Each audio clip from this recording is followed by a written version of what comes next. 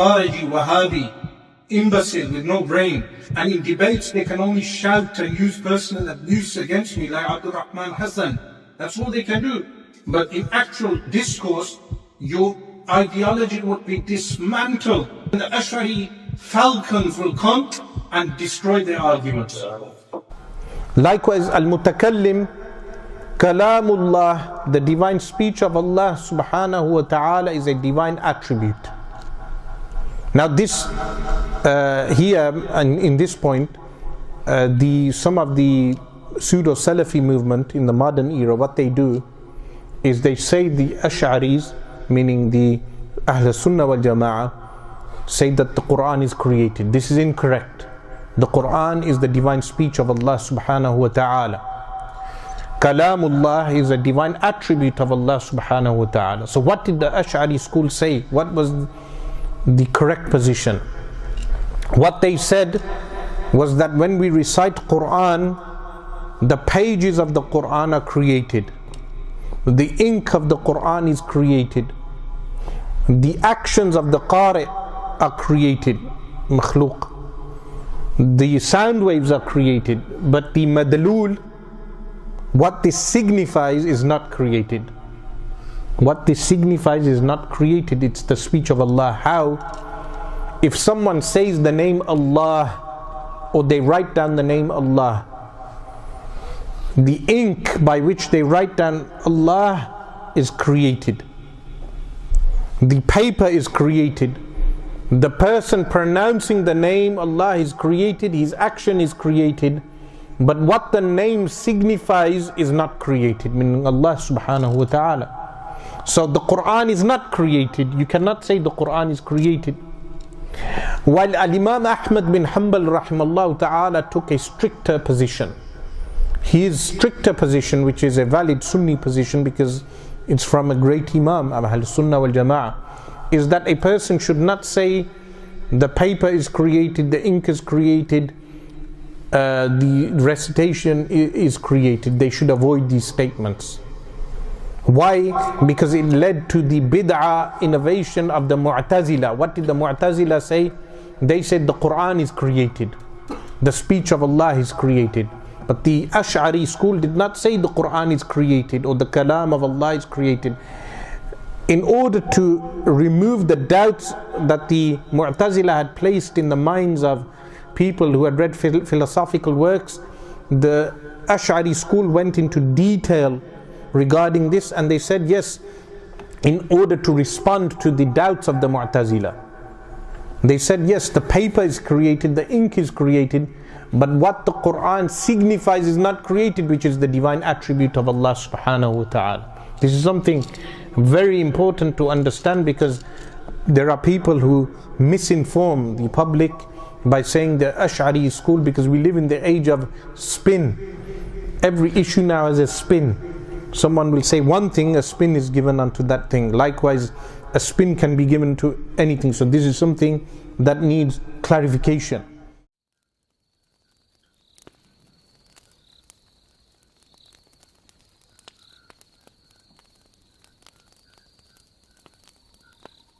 Abul Hasan al-Ashari said, his speech is one comprising commands, prohibitions, news, inquiries, promises, and warnings.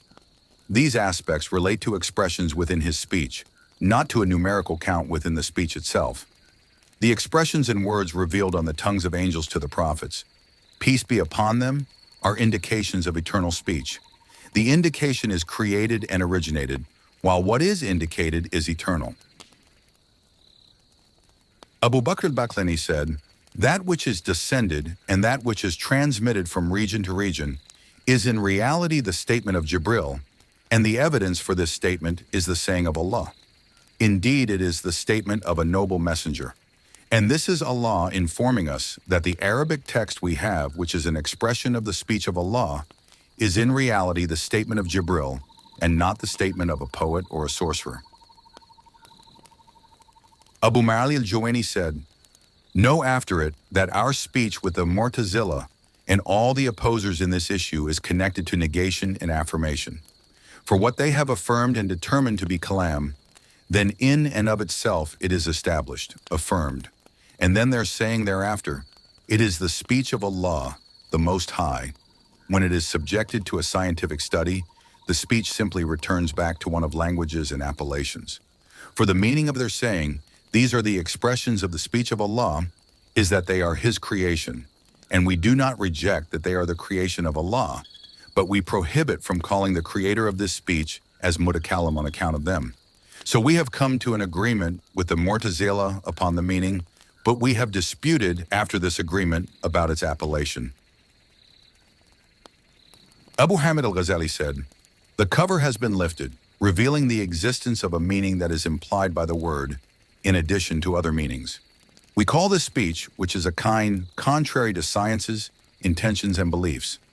Its existence is not impossible, rather it must exist, as it is a type of speech. Thus, it is what is meant by eternal speech.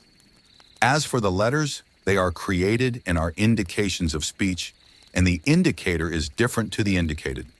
Nor are they described with the attribute of the indicated.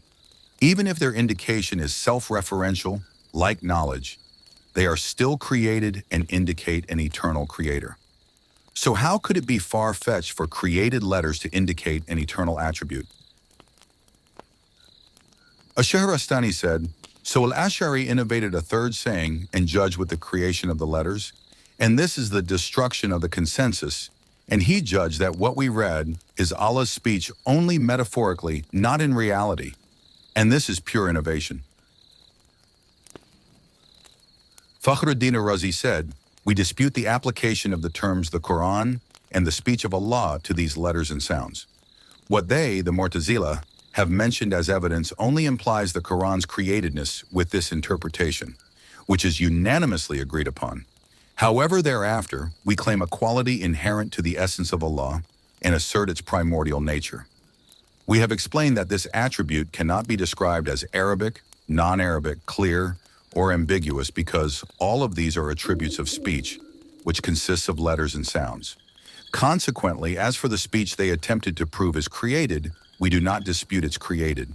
However, the speech for which we claim primordiality does not align with the evidence they presented. The Quran is divided into that which is established in the essence of Allah, the eternal attribute, and the letters and sounds which we have with us. And there is no dispute that the words which are constructed from these letters and sounds are originated and created, and the challenge to bring something like the Quran was with this, and not the eternal attribute. If you understand this, we say, when the Almighty wills something or dislikes something, He creates these specific sounds in a particular body to indicate His will for that specific matter or His dislike for it, or to signify His ruling on it, whether in affirmation or negation. This is what is meant by the statement that the Almighty speaks. Allah the Almighty described the Quran in His statement, "A book whose verses have been perfected and then presented in detail." He also said, "We have revealed it as an Arabic Quran." This indicates that the Quran is composed of chapters, verses, letters, and phrases, and it indicates that the speech of Allah the Almighty sometimes appears in Arabic and sometimes in Hebrew. All of this indicates that it is created and originated.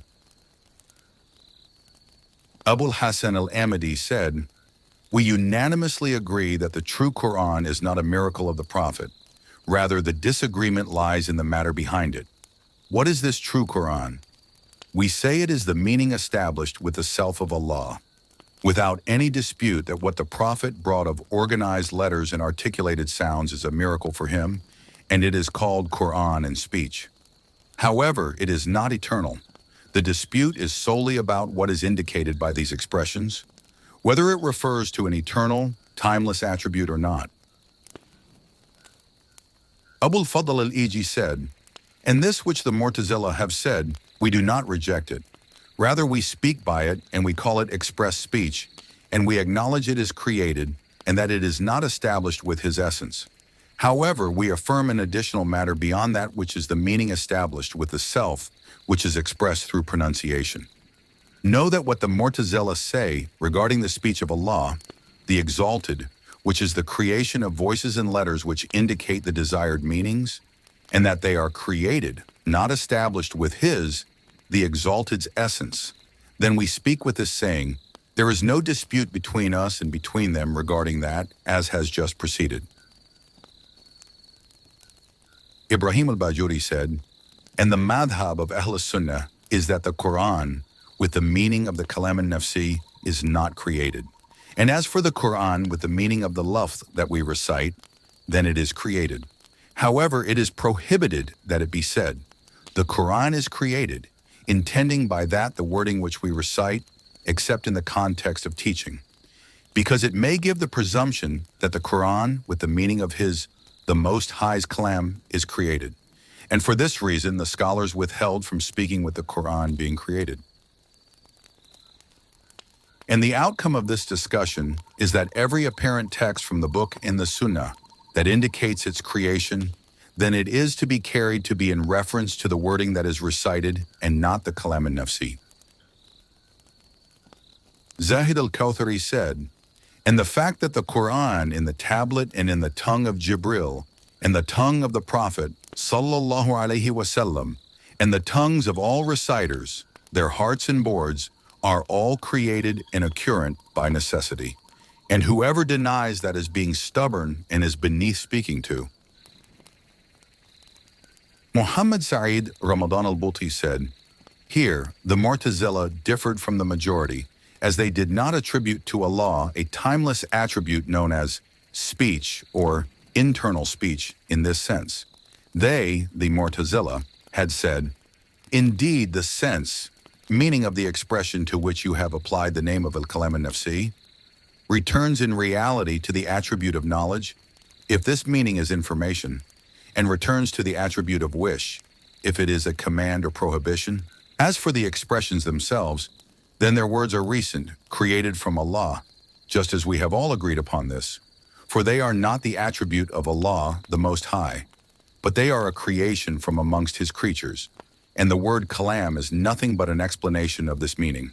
When you reflect upon what we have mentioned, you will have grasped the point of difference between the Mu'tazila and Ahl Sunnah wal Jama'ah, and it is, there is a meaning of the words of the Quran from which the command, prohibition, information are composed of and which are directed to mankind and which is eternal.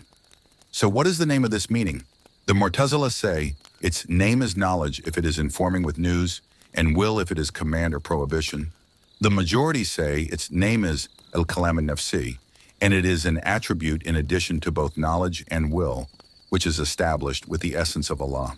As for the speech, which is the wording, then they are agreed that it is created and that it is not established with His essence, with the exception of Ahmad bin Hanbal and some of his followers. For they held the view that these letters and voices are also eternal in and of themselves, and that they are the meaning of the attribute of speech. And we do not enter, after you have come to know the point of agreement and difference between the Ashari and the Mu'tazila, into anything of debate and argument that have arose regarding this study of this subject, due to our belief that short discourses are easier than all of that. And though we believe what the majority have tended to, that the meaning indicated by the expressions, its name is al-Kalam al-Nafsi, and that it is an attribute in addition to both the attribute of knowledge and will, except that the Mu'tazila are all agreed entirely with the majority in affirming this meaning for Allah, the Most High, and that it is an eternal attribute established with His essence, even if they do not call it kalam like we do. And most of what you hear of the alarming reverberations of the historical difference in this matter, then the origin of it all is the difference between Ahmad bin Hanbal, may Allah be pleased with him, and the other sects such as the Jahmiyyah and Mu'tazila.